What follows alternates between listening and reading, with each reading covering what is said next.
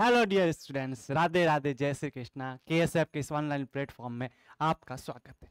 आज हम लोग लेके आए हैं फिजिक्स की पाठशाला, फिजिक्स की दूसरी क्लास। देखिए प्यारे बच्चों, कुछ टेक्निकल रीजन के कारण हम लोग आपसे कनेक्ट नहीं हो पाए थे। आज वापिस इस प्लेटफॉर्म के थ्रू अपना मिलना हो रहा है, तो कुछ बातें कर लेते, लेक्चर को थोड़ा सा आगे बढ़ाते। देखिए, लास्ट क्लास में हम लोगों ने इलेक्ट्रिकल की कुछ बातें की थी, उसी चीज को आगे बढ़ाते हैं। देखिए, लास्ट क्लास में हमने जाना था कि चार्ज क्या होता है और चार्ज की बेसिक प्रॉपर्टीज क्या क्या होती है, उसके बारे में प्यारे बच्चों हमने जाना। एक बार वापस बता देते हैं कि चार्ज के बारे में क्या क्या जाना था। हमने ये जाना था कि जो चार्ज होता है वो किसी भी पदार्थ का आंतरिक गुण होता है। क्या जाना था प्यारे बच्चों? हमने ये जाना था कि चार्ज जो होता है वो intrinsic property of a matter होता है। उसके बाद हमने जाना कि चार्ज क्वांटाइज होता है। क्या होता है? चार्ज क्वांटाइज, यानी कि चार्ज जब ट्रांसफर होता है तो वो सबसे छोटे चार्ज के रूप में जाता है, और सबसे छोटा चार्ज जो माना गया वो इलेक्ट्रॉन को माना गया है। और हमने ये भी पढ़ा था कि चार्ज के दो टाइप्स होते हैं, एक पॉजिटिव और एक नेगेटिव। यदि किसी न्यूट्रल बॉडी में से इलेक्ट्रॉन निकाल दिया जाए तो वो बॉडी पॉजिटिवली चार्ज हो जाती है, और किसी भी न्यूट्रल बॉडी को इलेक्ट्रॉन दे दिया जाए तो वो बॉडी नेगेटिवली चार्ज हो जाती है। ये चीज भी हमने जानी थी। फिर हमने जाना कि चार्ज को कभी भी क्रिएटेड नहीं कर सकते, ना ही डिस्ट्रॉय कर सकते, यानी कि चार्ज को कभी भी उत्पन्न नहीं कर सकते और चार्ज को कभी भी नष्ट नहीं कर सकते। चार्ज को केवल एक बॉडी से दूसरे बॉडी में ट्रांसफर कर सकते। ये चीज हमने लास्ट क्लास में जानी थी। उसी चीज को हम लोग आगे बढ़ाते और बड़ी बड़ी बातें करते। तो वापस स्टार्ट करते हैं, कहानी को शुरू करते हैं काफी दिनों बाद। आज देखिए बच्चों, आज हम लोग क्या क्या चीजें करेंगे। आज हम लोग क्वेश्चन के बारे में जानेंगे। जो चीजें हमने पढ़ी उसके रिगार्डिंग जितने भी क्वेश्चंस बन सकते हैं छोटे छोटे से, उस क्वेश्चन के बारे में जानेंगे। हम लोग क्या करेंगे, जो टॉपिक्स आएगा एक दिन, दूसरे दिन उसके क्वेश्चंस करेंगे। एनसीईआरटी से भी क्वेश्चन लेके आता हूँ, एनसीईआरटी किताब में से। उसके बाद में एससी वर्मा से भी कुछ अच्छे क्वेश्चन, और कुछ पिछले साल में अच्छे क्वेश्चन आ रखे हैं, तो वो क्वेश्चन भी हम लोग डिस्कस करते हैं। देखिए स्टार्ट करते। देखिए, आपको बता रखा है कि चार्ज जो होता है वो ट्रांसफरेबल होता है, यानी चार्ज हमेशा स्थानांतरित होता है। चार्ज को किसी भी एक बॉडी से दूसरी बॉडी में प्यारे बच्चों ट्रांसफर किया जाता है, जो हम लोग पिछली क्लास में पढ़ चुके थे। पिछली क्लास में ये भी पढ़ा था कि आवेश हमेशा द्रव्यमान के साथ आता है। अगर कहीं पर भी आवेश की बात होगी तो वहां पे उसका बड़ा भाई द्रव्यमान जरूर साथ में आएगा। लेकिन जब द्रव्यमान की बात हो, क्या उस समय आवेश आएगा कि नहीं आएगा, इस बारे में हम बात नहीं कर सकते। उसके बाद हमने जाना चार्ज इज इनवेरिएंट। चार्ज कभी भी बदलता नहीं है। किसके साथ में? किसी भी बॉडी की चाल के साथ। अगर कोई बॉडी जो है वो चाल के साथ में चल रही है, मोशन कर रही है, तो उसके अकॉर्डिंग चार्ज कभी भी वेरी नहीं होगा। इस बात का ध्यान रखना। मास वेरी हो सकता है, लेकिन चार्ज कभी भी वेरी नहीं होगा। इस चीज के बारे में आपको ध्यान रखना। नेक्स्ट चीज की बात करते हैं और अगले चीज की तरफ बढ़ते हैं। देखिए प्यारे बच्चों, ये चीज मैं आपको स्टार्टिंग में बता चुका हूं कि चार्ज कभी भी हम लोग जो उत्पन्न नहीं कर सकते और ना ही चार्ज को नष्ट कर सकते। इसे एक बॉडी से दूसरी बॉडी में ट्रांसफर कर सकते। ये चीज मैंने आप लोगों को बताई थी। देखिए प्यारे बच्चों, एक चीज हमने देखा था, कोई भी आइसोलेट सिस्टम होता है। क्या होता है बच्चों? Isolated system. कोई भी बंद सिस्टम बनाए या कोई भी क्लोज सिस्टम बनाए, उस क्लोज सिस्टम के अंदर जो चार्ज होता है वो हमेशा कांस्टेंट आता है। क्या आता है बच्चों? कांस्टेंट। मतलब इनिशियल कंडीशन में जो चार्ज था वो फाइनल कंडीशन में चार्ज रहता है। क्या कहा प्यारे बच्चों? इनिशियल कंडीशन में जो चार्ज था वही चार्ज फाइनल कंडीशन में रहता है। जैसे एक सिस्टम है, सिस्टम में 3 चार्ज है, 1 कूलम, 2 कूलम और 3 कूलम। कुछ समय बाद यहां पे चार्ज बच के -1 कूलम, 4 कूलम और क्यू। आपको निकालना इस क्यू का मान कितना होगा। आपको क्या फाइंड करना है प्यारे बच्चों? आपको फाइंड करना है कि इस क्यू का मान कितना होगा। तो देखिए, सबसे पहले हम लोग क्या करेंगे, क्यू इनिशियल कंडीशन में जो रहेगा वो फाइनल कंडीशन के बराबर रहेगा। इनिशियल कंडीशन में कितना चार्ज है? नेट चार्ज देख लेते हैं, 1 coulomb plus 2 coulomb plus 3 coulomb. Final condition की बात करते हैं, -1 coulomb plus 4 coulomb plus Q. कितना हो गया मेरे बच्चों? 6 कूलम। ये कितना हो गया? 3 कूलम प्लस क्यू। तो Q का मान आ गया 6 कूलम माइनस 3 कूलम, यानी कि Q बराबर 3 कूलम चार्ज आ गया। कितना रे बच्चों? 3 कूलम। अरे बोलो रे कितना बच्चों? 3 कूलम आ गया। कितना आ गया प्यारे बच्चों? Q बराबर 3 कूलम चार्ज की वैल्यू आ चुकी। तो Q बराबर कितना आ चुका है बच्चों? 3 कूलम। हमने ये जाना कि सिस्टम की इनिशियल कंडीशन में चार्ज क्या था? 3 पार्ट में चार्ज था। उसके बाद में फाइनल कंडीशन में वापस चार्ज 3 पार्ट में डिवाइड हुआ, लेकिन एक पार्ट गायब था। तो हम लोगों ने फाइनल इनिशियल कंडीशन को फाइनल कंडीशन के बराबर करके चार्ज को हम लोगों ने फाइंड किया। आगे बात करते हैं मेरे प्यारे बच्चे और आगे बढ़ते हैं। देखिए बच्चों, मैं आपको बता चुका हूं स्मॉलेस्ट चार्ज जो होता है वो हमेशा एग्जिस्ट करता है independent on the charge of electrons. The smallest charge with exist independently charge on electron. ये हमेशा इलेक्ट्रॉन के चार्ज पर डिपेंड करता है, जिसका मान कितना होता है 1.6 गुना 10 to the power minus 19 coulomb, जिससे फंडामेंटल चार्ज अर्थात मूल आवेश भी कहते हैं। ये बात हम लोगों ने कर चुके हैं। फिर मैंने बोला था कि चार्ज जो हमेशा है वो इंटीग्रल मल्टीपल होता है चार्ज क्वांटाइज वाला। Q बराबर एन ई, तो Q बराबर 1e 2e 3 भी हो सकते हैं, और Q बराबर -1e -2e -3 -4e और सो ऑन एन भी हो सकते हैं। ये बात हम लोग पहले कर चुके हैं। थोड़ा सा और आगे बढ़ते हैं और थोड़ी सी आगे बातें हम लोग जो है वो करते हैं। पहला क्वेश्चन लेते हैं हम लोग। पहला क्वेश्चन क्या है उसके बारे में हम लोग जो है वो बात करते हैं। आपके पास में एक पदार्थ है और उस पदार्थ को ये वाला चार्ज दिया जा सकता है कि नहीं दिया जा सकता। यानी कि आपके पास में चार्ज की वैल्यू दे रखी है 9.6 गुना 10 to the power minus 19 coulomb, और बोला गया कि ये चार्ज पॉसिबल है कि नहीं पॉसिबल है। देखिए हम लोगों ने जब क्वांटाइजेशन ऑफ चार्ज पढ़ा था तो उसमें आपको बताया था कि Q बराबर एन होता है प्यारे बच्चों। कितना होता है? एन। और हमने वहां पे जाना था कि ये n यदि इंटीजर आ जावे, क्या आ जावे मेरे बच्चों? n इंटीजर आ जावे। कैसे आ जावे प्यारे बच्चों? इंटीजर का मतलब पूर्णांक। अगर ये n मेरा पूर्णांक आ जाए तो वो चार्ज जो है वो ट्रांसफर पॉसिबल होता है, अन्यथा वह चार्ज पॉसिबल नहीं होता है। इसी के बारे में बात करते हैं। n बराबर आएगा प्यारे बच्चों Q बट्टे E। Q का मान कितना दे रखा है? 9.6 गुना 10 to the power minus 19 coulomb बट्टा 1.6 गुना 10 to the power minus 19 coulomb. कितना आ गया? 6। n का मान प्यारे बच्चों आ गया 6। कितना आ गया? 6। यानी ये वैल्यू क्या आ गई बच्चों? इंटीजर आ गई। कैसी आ गई बच्चों? इंटीजर। यदि n की वैल्यू इंटीजर है तो वो चार्ज पॉसिबल है, यानी ये वाला चार्ज जो ट्रांसफर किया जा सकता है, और ये पॉसिबल ट्रांसफरेबल चार्ज है। कैसा चार्ज है? पॉसिबल ट्रांसफरेबल चार्ज है। ये बात हम लोगों ने कर ली। बात करते हैं अगले क्वेश्चन के बारे में। अगला क्वेश्चन क्या कहना चाहता है? चलते अपने नेक्स्ट क्वेश्चन की तरफ। देखिए प्यारे बच्चों, नेक्स्ट क्वेश्चन क्या कहना चाहता है उसके बारे में बात करें। आपके पास में एक बॉडी थी और उस बॉडी को आपने पॉजिटिवली चार्ज किया। क्या क्या प्यारे बच्चों? पॉजिटिवली चार्ज किया। उस बॉडी को पॉजिटिवली चार्ज करने के लिए आपने जो इतना चार्ज आपको थी, तो बताने का आपने कितने इलेक्ट्रॉन निकाले होंगे, इलेक्ट्रॉनों की संख्या क्या। तो आपने उसको कितना पॉजिटिवली चार्ज किया? यहां पे वैल्यू दे रखी है 5 गुना 10 to the power minus 19 coulomb. यानी कि आपके पास में चार्ज की जो वैल्यू है वो प्यारे बच्चों वो है 5 गुना 10 की घात माइनस 19 कूलम। उसके बाद में आपको बताना इलेक्ट्रॉनों की संख्या कितनी है। तो n बराबर क्या होता है प्यारे बच्चों? Q बट्टा E, यानी कि 5 गुना 10 की घात माइनस 19 बट्टा 1.6 गुना 10 टू दी पावर माइनस 19। देखिए प्यारे बच्चों, 10 टू दी पावर माइनस 19 ने इसको काट दिया, 10 टू दी पावर माइनस 19 ने इसको काट दिया, फिर कितना बचा? 5/1.6। अप्रोक्स 3 के पास आंसर आएगा। यानी निकाले गए इलेक्ट्रॉनों की संख्या जो अप्रोक्स बचेगी वो कितनी होगी बच्चों? 3। यानी कि n बराबर कितना आ गया प्यारे बच्चों? 3 आ गया।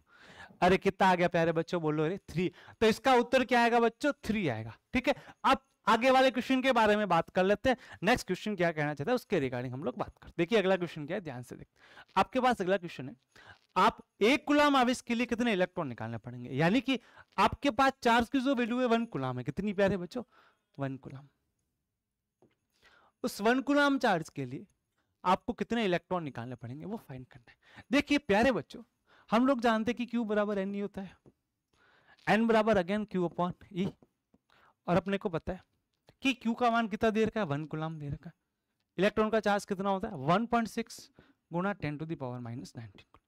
आप इसे सॉल्व करोगे तो आएगा 6.25 गुना 10 टू द पावर 18 इलेक्ट्रॉन्स आएंगे। इसके इतने इलेक्ट्रॉन जो है वो निकालते हैं तो अपने को 1 कूलम आवेश मिलता है। कितना मिलता है प्यारे बच्चों, 1 कूलम आवेश। इस क्वेश्चन के बाद हम लोग थोड़ा आगे बेसिक क्वेश्चन की तरफ बढ़ते हैं, कुछ अच्छे लेवल के एडवांस क्वेश्चन भी करते हैं। देखिए आगे बात करते हैं हम लोग, अगले क्वेश्चन की तरफ बढ़ते हैं। देखिए बच्चों, बहुत अच्छा क्वेश्चन है, थ्योरी क्वेश्चन है, बहुत शानदार क्वेश्चन है, और ये क्वेश्चन एस सी वर्मा से उठाया गया क्वेश्चन है, ये कई बुक्स में भी है। ये question basically S C Verma से उठाया है मैंने, तो इस क्वेश्चन के बारे में बात करते हैं। बहुत अच्छा क्वेश्चन है, बहुत प्यारा क्वेश्चन है, बहुत, इसके बारे में बात करते हैं। क्वेश्चन क्या है, आप क्या करते हो, दो बॉडी को रब करते हो, रब करने के बाद आपको बताना इसका जो भार होगा, यानी इसके वेट के बारे में क्या कह सकते हो। देखिए प्यारे बच्चों, मैंने आपको बताया था जब दो बॉडी को रब करते हैं तो क्या होता है, एक बॉडी से इलेक्ट्रॉन दूसरी बॉडी में जाते हैं, लेकिन अब कौन सी बॉडी में से इलेक्ट्रॉन किस में जाए ये डिपेंड करता है उस पदार्थ की प्रॉपर्टी के ऊपर डिपेंड करता है। मान लीजिए इस बॉडी से इलेक्ट्रॉन इस पे गए, इसका भार बढ़ गया, इसका भार बढ़ा, और सपोज ऐसा नहीं होता, अगर ये इलेक्ट्रॉन इसके अंदर से नहीं जाते और सपोज कि ये इलेक्ट्रॉन यहां से यहां चले गए, तो इसमें क्या हो बच्चों, इसके अंदर क्या हो, इसका मास बढ़ा कि नहीं बढ़ा, बढ़ा, लेकिन यहां से इलेक्ट्रॉनों की क्या हुई, कमी, इसका मास क्या हो गया, घट गया। तो मास बढ़ भी सकता है और घट भी सकता है, ये डिपेंड करता है मटेरियल की प्रॉपर्टी के ऊपर कि कौन सा इलेक्ट्रॉन कहां जाएगा। तो जिस बॉडी से इलेक्ट्रॉन चाहेंगे वहां तो कमी होगी, उसका मास घट गया, और जिस बॉडी के ऊपर गए वहां क्या हो गया बच्चों, वहां मास बढ़ गया। तो इसका आंसर जो होगा वो बढ़ भी सकता है और घट भी सकता है, थर्ड ऑप्शन ध्यान रखिएगा। आगे बात करते हैं अगले क्वेश्चन के बारे में। अगला क्वेश्चन है आवेश की योगात्मक वृद्धि। आवेश जो होता है वो एडिटिव नेचर का होता है। कैसा होता है बच्चों, एडिटिव नेचर का जो होता है वो चार्ज होता है। एडिटिव नेचर का मतलब आप चार्ज को सीधे जोड़ सकते हो, अगर सीधे जोड़ सकते हो तो वो कौन सी प्रॉपर्टी होती है, स्केलर प्रॉपर्टी के बारे में बात करें तो ये कौन सी चीज को बताता है, उसकी अदिश नेचर को बताता है। किसको बताता है बच्चों, स्केलर मतलब अदिश प्रकृति के बारे में बताता है। जो अद्दी चीजें होती है उनको सीधे सीधे जोड़ा जा सकता है, तो ये आवेश जो है एडिटिव इसी नेचर को बताता है और इसी चीज के बारे में बात करते हैं अगले क्वेश्चन के बारे में और आगे बढ़ते हैं प्यारे बच्चों।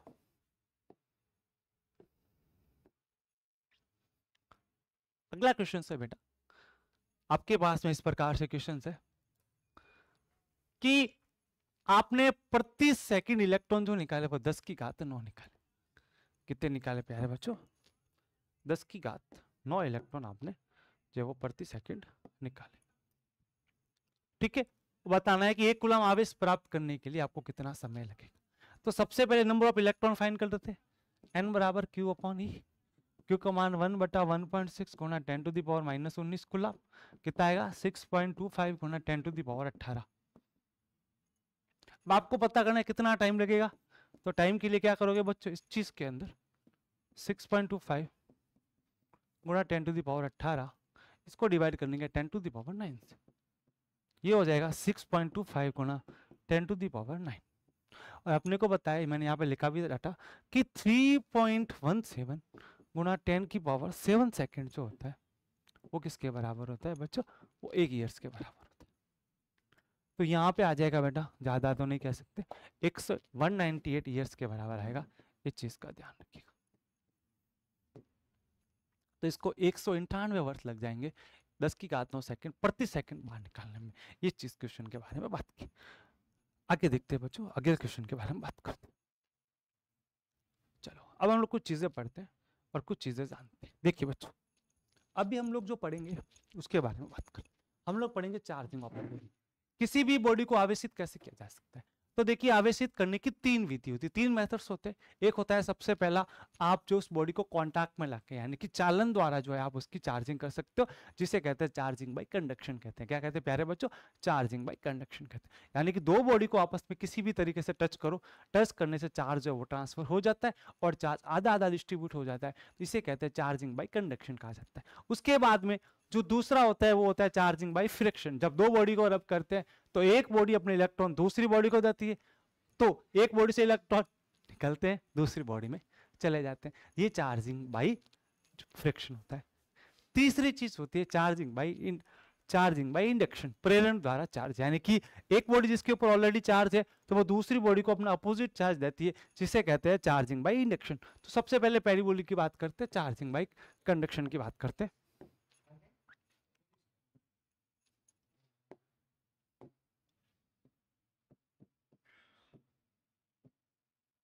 चालन द्वारा चार्जिंग, यानी कि चालन द्वारा आवेशित करेंगे हम लोग। तो क्या करेंगे, दो बॉडीज है, इन दो बॉडी को टच कर लो हम लोग। एक बॉडी न्यूट्रल से, एक बॉडी के ऊपर कैसा चार्ज है बच्चों, पॉजिटिव चार्ज है। इस बॉडी के ऊपर कैसा चार्ज है प्यारे बच्चों, पॉजिटिव चार्ज है। जब ये बॉडी को न्यूट्रल बॉडी द्वारा टच करेंगे तो क्या होगा, तो इसका आधा चार्ज जो है डिवाइड हो जाएगा, Q/2 चार्ज यहाँ पे आएगा और Q/2 चार्ज यहाँ चला जाएगा। तो चार्ज कितना डिस्ट्रीब्यूट हो जाएगा, आधा आधा डिस्ट्रीब्यूट हो जाएगा। कितना हो जाएगा, आधा। मान लेते एक बॉडी जिसका चार्ज है Q1, दूसरी बॉडी जिसका चार्ज है Q2, और उन दोनों बॉडी को टच कर दिया। क्या कर दिया प्यारे बच्चों, उन दोनों बॉडी को टच कर दिया। तो प्रत्येक पे चार्ज कितना जाएगा, हाफ हो जाएगा, आधा आधा चार्ज हो जाएगा। इसका चार्ज भी रहा Q1 + Q2/2, और इसका भी चार्ज क्या रहेगा प्यारे बच्चों, Q1 + Q2/2। तो हमने ये जाना कि चार्जिंग बाई कंडक्शन अर्थात चालन द्वारा हम लोग आवेशन करते हैं। तो क्या होता है, जब एक बॉडी को दूसरी बॉडी के साथ में टच करते हैं तो चार्ज जो है वो आधा आधा डिस्ट्रीब्यूट हो जाता है, यानी कि जो नेट चार्ज है वो आधा आधा हो जाएगा प्रत्येक के ऊपर। इस बात को हमने सीखा। उसके बाद चार्जिंग के दूसरे मेथड की बात करते हैं कि चार्जिंग का दूसरा मेथड क्या होता है, उसके रिगार्डिंग हम लोग जो वो जानते हैं। देखिए बच्चों, दूसरा होता है चार्जिंग बाई इंडक्शन। दूसरा होता है प्यारे बच्चों चार्जिंग बाई इंडक्शन, जिसे कहते हैं प्रेरण द्वारा आवेश।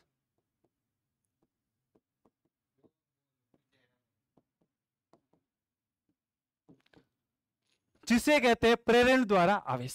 बात करें प्रेरण द्वारा आवेश की, तो इसमें क्या होता है, प्रेरण द्वारा आवेश में क्या होता है कि जब कोई भी बॉडी, ये न्यूट्रल बॉडी है, इसके ऊपर पॉजिटिव और नेगेटिव दोनों चार्ज है, जब इसके पास में दूसरी बॉडी लाई गई, इस बॉडी पे इसका अपोजिट चार्ज क्रिएट हो गया, यानी कि इस बॉडी पे पॉजिटिव चार्ज था तो यहाँ पे कैसा चार्ज आ गया, नेगेटिव। सपोज दे नेगेटिव के पास में लाते तो यहाँ कैसा चार्ज है, नेगेटिव, तो इसके ऊपर कैसा चार्ज आ गया, इसका अपोजिट, मतलब कैसा चार्ज आ गया बच्चों, पॉजिटिव चार्ज। कैसा आ गया, पॉजिटिव, और यहाँ पे कैसा क्रिएट हो गया था, नेगेटिव चार्ज। इस बारे की हमको बात करनी है, यानी कि अपोजिट चार्ज कब आता है, जब उसके नियर एंड यानी उसके पास में लाया जाता है, जीरो के पास में, तो ये चीज होती है। दूर जाओगे तो सेम ही रहेगा, ये हमेशा पास लाने के ऊपर होगा, ये चीज का ध्यान रखना है। और नेट चार्ज ओवरऑल कितना आने वाला है बच्चों, 0 आने वाला है। नेक्स्ट बात करते हैं चार्जिंग बाय फ्रिक्शन। जब आप किसी भी दो बॉडी को रब करते हो, यानी कि दो बॉडी को रगड़ते हो, तो क्या होता है, किसी एक बॉडी से दूसरी बॉडी में इलेक्ट्रॉन ट्रांसफर होते हैं। अब कौन सी बॉडी के इलेक्ट्रॉन किस में जाए, ये डिपेंड करता है पदार्थ की प्रॉपर्टी के ऊपर। तो यहाँ पे क्या होगा प्यारे बच्चों, दो बॉडी को रब करोगे, जैसे एक बॉडी के इलेक्ट्रॉन इस बॉडी में चले गए, तो हमने क्या क्या किया, इलेक्ट्रॉन ट्रांसफर हो गए ए से बी में। कितने हो गए बेटा, ए से बी में। तो यहाँ पे क्या आ गया चार्ज बेटा, ए बॉडी पे आ गया प्लस एन, क्योंकि इसके इलेक्ट्रॉन यहाँ पे चले गए, और यहाँ पे कितना चार्ज आ गया प्यारे बच्चों, क्यू बराबर -n। ये चीज हमने पढ़ा। अब हम लोग जो रब करते हैं, यानी जब इन्हें रगड़ते हैं, तो क्या होता है, थर्मल एनर्जी के कारण बाहर के इलेक्ट्रॉन जो वो एक बॉडी से दूसरी बॉडी में चले जाते हैं, ये चीज यहाँ पे होती है, इसीलिए क्या कहा जाता है, चार्जिंग बाय इंडक्शन। दूसरी चीज ध्यान रखिए, एनसीईआरटी के सिलेबस से इस बार इसे हटा दिया गया चार्जिंग बाय इंडक्शन, ये हमारे सिलेबस का पार्ट नहीं है, लेकिन नीट के सिलेबस का पार्ट है, तो हमने को पढ़ना है। आगे बात करते प्यारे बच्चों। चलो, तो फाइनली आज हमने अपना लेक्चर पूरा किया। आगे हम लोग बात करेंगे कूलाम लॉ की, कूलाम लॉ के बारे में। देखिए बड़े, एक बार क्या, एक छोटा सा बच्चा था, वो छोटा सा बच्चा पढ़ना चाहता था, लेकिन उसके मन में खूब ख्वाब थे कि मैं बड़ा होकर देश की सेवा करूं, देश के लिए कुछ करूं। लेकिन कंडीशन ये थी कि वो बच्चा भीख मांगता था, उसके पास जो है पर्याप्त पैसे भी नहीं थे, ना उसकी फैमिली के पास थे, जिससे वो भीख मांगते थे, अपना गुजारा चलाते थे। उस बच्चे का नाम था प्यारे बच्चों रमेश नाम था। तो रमेश के दिल में एक जज्बा था कि मुझे लाइफ में कुछ करना है, और वो कुछ बनना चाहता था। उसी समय एक इंसान उनके लिए देवता बन के आए, जिनका नाम था आदरणीय बुनेजी शर्मा। बुनेजी शर्मा सर से उस बच्चे का मिलना हुआ, और बच्चे ने अपनी इच्छा जाहिर की कि मैं पढ़ना चाहता हूँ। तो बुनेजी शर्मा ने, उनका एक एनजीओ था जिसका नाम था प्यारे बच्चों smile for all. Smile for all, Puneji Sharma का एक एनजीओ चलता है स्माइल फॉर ऑल। वहां पे जो भी सारे गरीब बच्चे होते हैं, जो भीख मांगते हैं या कचरा इकट्ठा कर, उन बच्चों को पढ़ाया जाता है। इनका एक पैक भी होता है जिसे कहा जाता है हैप्पी सब्सक्रिप्शन पैक।